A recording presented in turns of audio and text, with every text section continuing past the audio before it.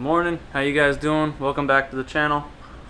And so following up into this video, from context as to last video with the BMW, we were on track, something happened, whether it be fuel slot or finally not wiring in the relay for the fuel system catching up to me. Something is not happy. Anytime I crank the car, in this case on the BMWs, when you crank it, that's when it primes the pump. It's starting to pop my fuse every single time. Try putting it's a 15, try putting a 30 amp, 20 amp, keeps doing the thing. So got a hold of Rally Road, the guy that I bought my whole fuel pump assembly for, and got another fuel pump. So I'm gonna try and get that in there, and then I also picked up his mechanical siphon kit.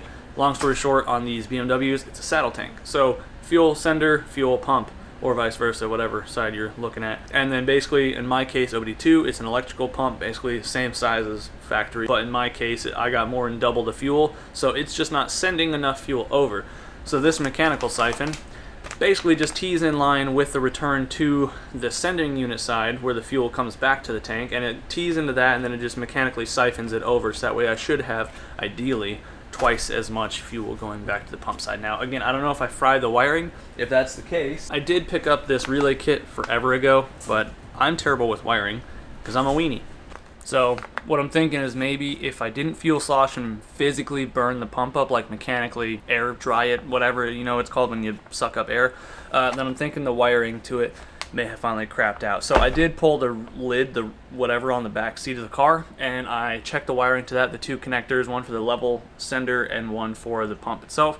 The wiring on there looks okay, so I'm really leaning towards maybe the internal wiring on the pump itself, like the positive and negative that go to that plug. Maybe those got fried. Again, otherwise maybe the pump itself died. So let's go investigate. Today is the first day in like a couple weeks where hopefully it won't be that hot. We had a surprise dust storm last night here in Arizona. It is somehow cloud coverage today. So I was already outside checking the mail and getting the trash, and it's not 118. So we're gonna try and sneak in. The cars on the trailer still from the last event. Obviously it's not at the shop, we're at home, so I am limited to what I can do, but I'm going to try and swap this pump over. It should be relatively easy with just some hand tools here, and then hopefully that's all we need to do. Slap a new fuse in the fuse box and she works. We have an event this weekend, not a driving event, but a booth event where we got invited, got given a free booth space, so I'd love to have the car there on display. And then we have the Utah tailgate coming up, Lord willing, if we can allocate some funds for that. But either way, car needs to get fixed. Let's go see what we're looking at. So we need some tools, and again, since I'm here at home, we ain't got much, but I have been putting together a little toolkit for the bike. I just went to Harbor Freight, spent like, you know, 80 bucks, and then ordered this little pouch on Amazon for a couple of bucks, and it's actually pretty dope, but you know, we'll see if it does what I need it to. I know the fuel pump's only a couple screws and a couple little bolts, but you know, we shall find out if I did good on my budget toolkit. Let's go give this a shot. Okay, got the cover off. Another thing I want to do is I think I'm finally just going to remove the sub, because I think very soon here I'm going to just cut this all out, so I'm going to have to build a wall there, because this is all just getting super smashed up. And again, I know it's a drift car, but also with cutting this stuff out, it'll give me more serviceability access to like the differential and stuff, which if you guys watched the few videos on doing the other E36, the comp car, same application. It wasn't a concern on this until this got all smashed up, and then my bumper got stolen at the last big drift event. So now that I don't have a bumper to put on here, to me it just makes more sense to cut it away. So good in here. You can kind of see I've already got the cover lid off, but it is just, again, we're in the middle of an Arizona summer, so I have not had any motivation to come in here and even open the door. So what I'm gonna do is try and crawl back in there. I think I'll probably remove the sub though first, just to get some more airflow, and then I can probably just crawl in from back here, because this will be easier.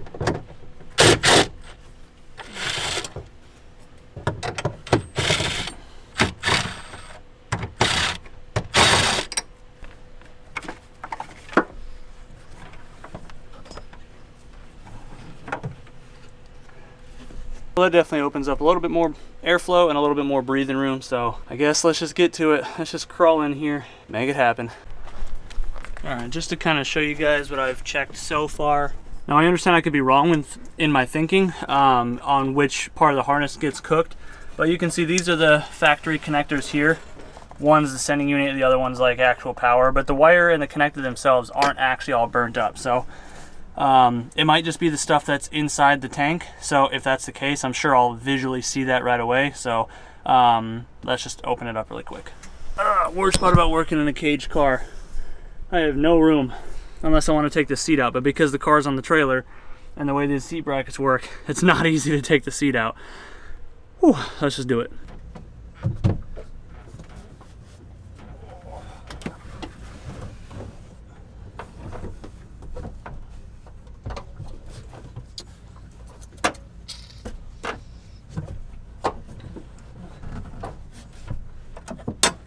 All right, this could be worse.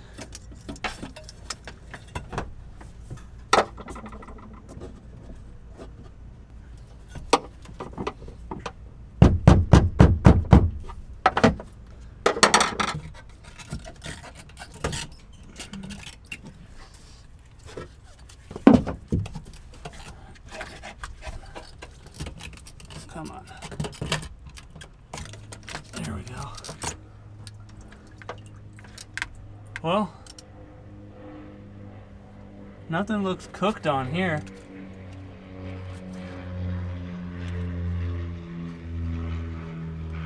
So maybe the pump just died. All right, well, yeah, nothing looks bad on here wiring wise. So I'm just gonna go ahead and swap the pump and whatever, but yeah, no, we're looking good.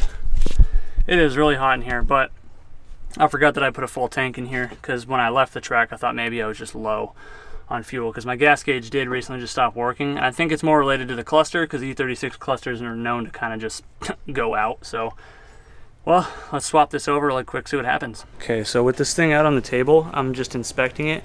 Other than just the shrink connector plastic coming off the power wire, I'm actually looking and it's hard to see because of the lighting, but if you can kind of tell, it looks like maybe it did melt the power pickup point on the housing. So I'm thinking, yeah, maybe it just got too hot.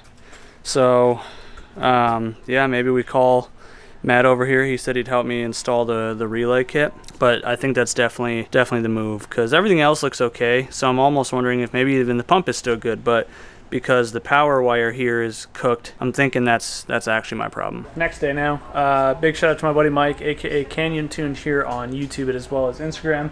He's no stranger to E36s. He's had quite a few heavily modified ones, so he was quick to respond to my Instagram story about a little fix for my issue here. So let me show you. Now, although a simple fix, my brain just wasn't creative enough to think of this myself. So basically, these two pins right here, these bottom ones, are the ones that are damaged. So what I did is I cut those wires down here, and the fuel pump already had its new pigtail previously, so you can see it's obviously very much so thicker wire. I want to say it's like 14 gauge or something. So basically all I did was crimp on ring terminals wherever those went, or some ring terminals onto there. I drilled a hole and tapped it for, in this case, like an M6 bolt. So you can see I just have them poking through there just like studs, and I'll just take another ring terminal, and then the relay side of all this power and ground, we'll just get ring terminal on here. And then I accidentally drilled one too many holes because they were too close together, so Mike was concerned about arcing. So I just added one. So I just filled everything with JB Weld. Tried to use JB Weld as a seal in here because he said he's had good luck with that into the threads. Very, very awkward to do, so we'll see how that actually plays out. But this is essentially my solution to this. So now I'm just gonna let this thing cure, and then we'll probably wire this in tomorrow and hope that it works. I'm sure it'll work just fine. I'm just more curious to see, like, praying that this thing actually holds up long term, but also curious to see if my fuel pump actually died. Again, I do have that spare, but it'd be nice if I don't have to use it and I can just save that for the comp car. Okay, so it is about 2 days later. You know, this is all good to go. It's all cured up. So I have just been letting the JB Weld sit for, you know, this whole time. I want to make sure it's fully clear, and I've just been busy. So I think I understand the relay. Matt is on his way over just to double check and help me and hang out. So I'm pretty sure, according to the diagram here, this should just be it. So the relay position like this side with the inline fuse, this is what goes to the battery. These black and white wires, these get T-tapped basically into the factory harness plug. And then this red wire, it says it's supposed to run to the fuel pump. So this is to get power to the relay, and then this is supposed to go to the pump itself. So there's supposed to be a black wire as well. So I do have extra wire here that they supply, as well as the taps, and then these are just some wiring tools that I brought from the shop. Otherwise, yeah, so this gets T-tapped, this gets a ring terminal to go to here, and then this black wire will get a ring terminal to go to here.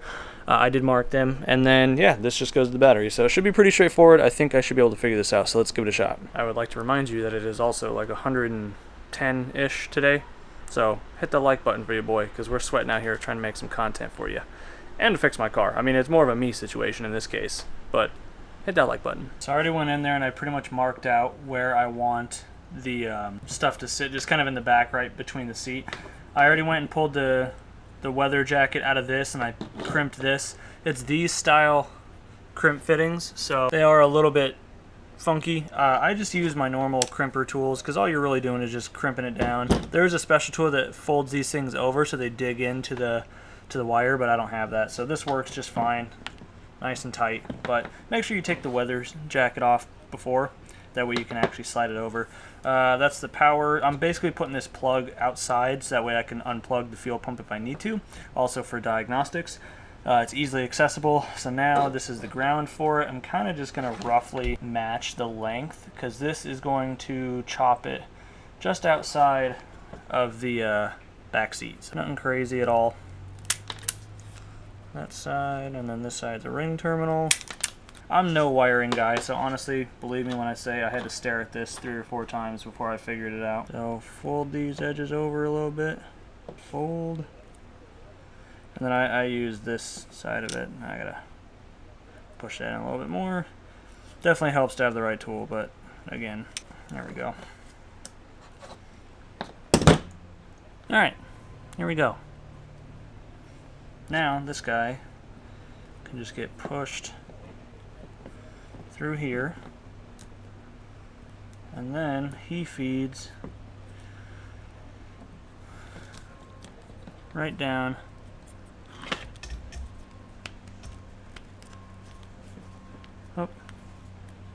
flip it 180. There we go. Okay, that's good. Now we can slide the weather jacket on there, and this just tucks in here.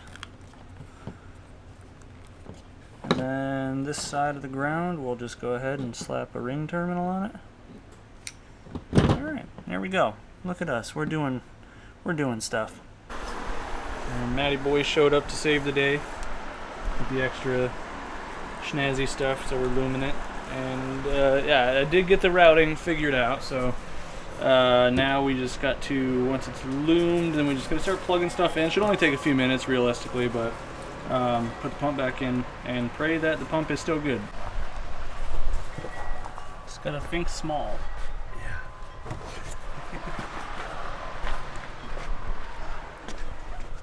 Alright, so this is gonna sit like this? Yeah, goes like that, right? It turns a little bit, but yeah. But yeah, that part is down in there. Yeah. So those will be plugged in. Well, not plugged in. Well, yeah, no. Because yeah. that wouldn't plug into the pump no more, right? Correct, yeah, because we're bypassing that, but we still need the juice from the wires. Yeah. So maybe I could just pull that. Oh, you need one of them for the level sensor, right? Yeah. So skinny, the white ones for the level sensor. Yeah. Okay, it's spliced in with the power harness, or you know, the whatever, to get the power to the relay. Now it's my turn to sweat my balls off in here to try and plug this thing back in, or hook the, you know, whatever, put the pump back in. Okay, looking good. Okay, that was way more of a fight than it should have been. This stinking tank seal fighting me. Okay, good there. Mercy me. I didn't put the lid on. That's what I didn't do.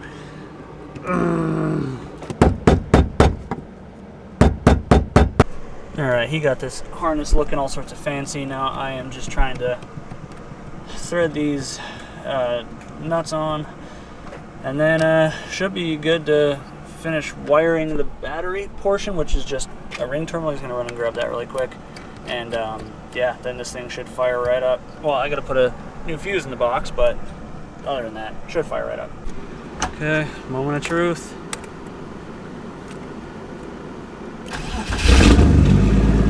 Wow. Okay, that started way easier than it ever has before, so I'd say that's a win. Yeah, just started up like a factory car. Faster. Yeah. Like, normally it takes like a couple seconds to actually fire up, but yeah, that was like instant. that's a freaking win. Appreciate you so much. No problem, bro. Dude, it is freaking killer hot out here. I'm gonna let this thing warm up because I haven't ran it in a couple weeks since I, you know, parked it. Yeah. Now, if one of my gas gauge would work, I'm pretty sure, I'm 99% sure that's just my cluster, though. These things are known for it. All right, so thankfully, the car is fixed. It should be good to go. I did drive it a little bit. I de-insured the car and unregistered it because I don't drive it on the streets anymore, and I figured I'd save some money. So I haven't street driven it, but we did just do an event at AZ Track Stars at our local track, basically just as a vendor, but I was able to drive around a little bit, just to and fro the trailer and such, and the car was fine. It fires up like that, which before it always had to crank a little bit, so we'll see how it does when I'm actually like ripping around. I might even have to adjust the fuel maps or like the VE table now that we're actually getting like full fuel pressure, because I'm wondering if the whole time my car's been under pressured because it's been not having enough voltage to the pump. So yeah, I don't know, I'd call that a success. I'm very thankful, very stoked. So again, thanks to Matt and Mike for, you know, the insight and then coming over to help sweat it out with me. Next drift event I'm hoping to do is the Utah Toge again. So that's coming up from Ultimate Drift Challenge in about 4 weeks. Today is August 13th. This outro clip's being filmed like a week after I finished the rest of that. I just totally forgot that I was filming a video. But yeah, I'm trying to do the Utah Toge again. It's an expensive event, but it is such a cool experience. And last year, since I kind of goofed and I just got overzealous and whacked the curb that first night, I just want to go back. I want to conquer the mountain for the full weekend. I'm going to play it a lot more safe this time around. And I just want to leave my mark in a good way. So if you enjoyed the video, be sure to let me know in the comments down below. If you're new to the channel, hopefully you want to stick around and hit that subscribe button. I'm trying to get some more motivation to get back into making content, but again, with Arizona summer, I just been sweating a lot at the shop, and by the time I get home, I am so cooked. I'm just too tired to do anything with the camera. Like, I kind of just get here, I chug a bunch of electrolytes, and then I just vegetate, and then I've been trying to learn how to do CAD, so I've been sitting on the computer a little bit. Not that I'm making much progress, but some progress is better than none. So anyways, do what you love, figure out the rest. If you need any fab work and you're local to Arizona, hit me up at Velocity Race Fab on Facebook, Instagram, or Yahoo email, whatever. And yeah, anyways, we'll see you in the next one. Peace out.